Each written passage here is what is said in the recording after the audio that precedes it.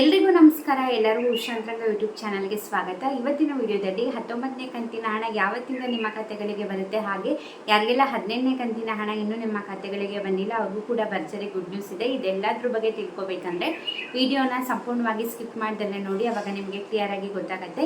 ಯಾರೆಲ್ಲ ಹೊಸಬ್ರು ಚಾನಲ್ ನೋಡ್ತಾ ಇದ್ದೀರಾ, ನನ್ನ ಹೆಸರು ಉಷಾಂತರಂಗ ಯೂಟ್ಯೂಬ್ ಚಾನಲ್ನ ಸಬ್ಸ್ಕ್ರೈಬ್ ಮಾಡಿ, ಹಾಗೆ ಬೆಲ್ ಐಕನಲ್ಲಿ ಆಲ್ ಅಂತ ಸೆಲೆಕ್ಟ್ ಮಾಡ್ಕೊಳ್ಳಿ. ಹಾಗೆ ನೀವು ನನ್ನ ಇನ್ಸ್ಟಾಗ್ರಾಮ್ ಅಕೌಂಟಲ್ಲೂ ಕೂಡ ಫಾಲೋ ಮಾಡ್ಬೋದು, ಲಿಂಕ್ ಡಿಸ್ಕ್ರಿಪ್ಷನ್ನಲ್ಲಿರುತ್ತೆ. ಬನ್ನಿ ಇವತ್ತಿನ ವಿಡಿಯೋನ ಶುರು ಮಾಡೋಣ. ನಿಮಗೂ ಕೂಡ ಗೊತ್ತಿದೆ, ಇದುವರೆಗೂ ಗೃಹಲಕ್ಷ್ಮಿ ಯೋಜನೆಯ 18 ಕಂತಿನ ಹಣ ಎಲ್ಲರ ಖಾತೆಗೆ ಬಂದಿದೆ, ಎಲ್ಲ ಫಲಾನುಭವಿಗಳ ಖಾತೆಗೆ. ಹಾಗೆ ಏಪ್ರಿಲ್ 2ನೇ ವಾರದಿಂದ ನಾವು 19ನೇ ಕಂತಿನ ಹಣ ಜಮೆ ಮಾಡ್ತೀವಿ ಅಂತ ಹೇಳಿದ್ರು. ಇವಾಗ ಆಲ್ರೆಡಿ 2ನೇ ವಾರ ನಡೀತಾ ಇದೆ. ಇವತ್ತಾಗಲೇ ಮಂಗಳವಾರ, ಗೊತ್ತಿಲ್ಲ ಇನ್ನು ಯಾವಾಗ ಜಮೆ ಮಾಡ್ತಾರೆ ಏನು ಅಂತ. ಒಟ್ಟಿನಲ್ಲಿ 2ನೇ ವಾರ ಅಂದ್ಬಿಟ್ಟು ಸ್ವತಃ ಲಕ್ಷ್ಮೀ ಹೆಬ್ಬಾಳ್ಕರ್ ಅವರೇ ಮೀಡಿಯಾ ಮುಂದೆ ಅಪ್ಡೇಟ್ನ ಕೊಟ್ಟಿದ್ರು.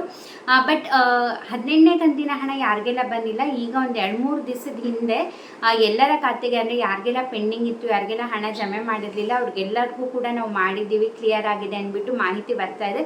ಸೊ ನೀವು ಕಮೆಂಟ್ ಮಾಡಿ, ನಿಮಗೆ 18ನೇ ಕಂತಿನ ಹಣ ಬಂದಿದೆಯಾ ಬಂದಿಲ್ವಾ ಅಂತ. ಬಂದಿದ್ರೆ ಕೂಡ ಕಮೆಂಟ್ ಮಾಡಿ, ಬಂದಿಲ್ಲ ಅಂದರೂ ಕೂಡ ನೀವು ಯಾವ ಜಿಲ್ಲೆ ಅಂತ ಕಮೆಂಟ್ ಸೆಕ್ಷನಲ್ಲಿ ತಿಳಿಸಿ, ಆಗ ಬೇರೆಯವ್ರಿಗೂ ಕೂಡ ಗೊತ್ತಾಗತ್ತೆ.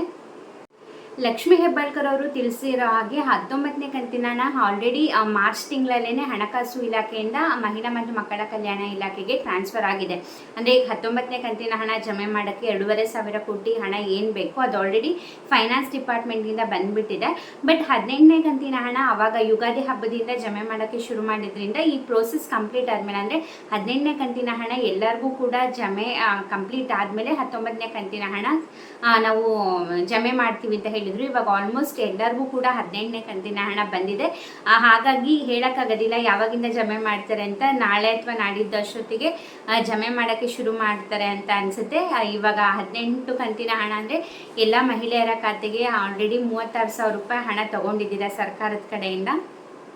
ಈ 19ನೇ ಕಂತಿನ ಹಣ ಕೂಡ ಹಂತವಾಗಿ ನಾವು ಜಮೆ ಮಾಡ್ತೀವಿ ಅಂತ ಹೇಳಿದ್ದಾರೆ. ಅಂದರೆ ಮೊದಲನೇ ಹಂತದಲ್ಲಿ ಒಂದು 20 ಲಕ್ಷ ಜನಕ್ಕೆ, 2ನೇ ಹಂತದಲ್ಲಿ ಒಂದು 40 ಲಕ್ಷ ಜನಕ್ಕೆ, 3ನೇ ಹಂತದಲ್ಲಿ ಸ್ವಲ್ಪ ಲಕ್ಷ ಜನಕ್ಕೆ, ಈ ರೀತಿ ನಾವು ಹಂತವಾಗಿ ಜಮೆ ಮಾಡ್ತೀವಿ ಅಂತ ಹೇಳಿದ್ದಾರೆ. 3 ಹಂತಗಳಲ್ಲಿ ಜಮೆ ಮಾಡ್ತೀವಿ ಅಂತ ಹೇಳಿದ್ದಾರೆ. ಅಂದರೆ ಟೋಟಲ್ ಆಗಿ 1 ತಿಂಗಳು ಟೈಮ್ ತಗೋತಾರಂತೆ 19ನೇ ಕಂತಿನ ಹಣ ಜಮೆ ಮಾಡೋಕ್ಕೆ. 19ನೇ ಕಂತಿನ ಹಣ ಅಂದರೆ ಫೆಬ್ರವರಿ ತಿಂಗಳದ ಹಣ.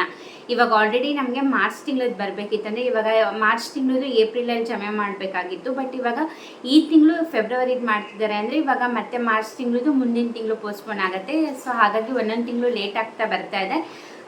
ಇವಾಗ ಹಳೆಯದು ಪೆಂಡಿಂಗ್ ಉಳಿದಿದ್ದರಿಂದ ಇವಾಗ ಮುಂದಕ್ಕೆ ಬರೋ ಹಣ ಕೂಡ ಒಂದೊಂದು ತಿಂಗಳು ಲೇಟ್ ಆಗ್ತಾ ಹೋಗುತ್ತೆ.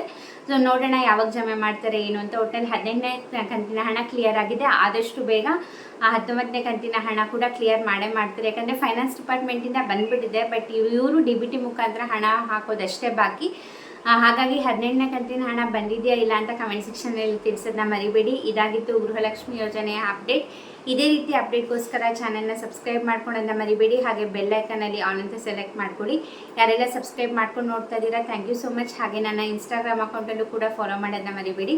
ಹೀಗೆ ಸಪೋರ್ಟ್ ಮಾಡಿ, ಹೀಗೆ ಎನ್ಕರೇಜ್ ಮಾಡಿ. ಇಷ್ಟೊತ್ತು ವಿಡಿಯೋ ನೋಡಿದ್ದಕ್ಕೆ ಥ್ಯಾಂಕ್ ಯು ಸೋ ಮಚ್. ನಮಸ್ಕಾರ.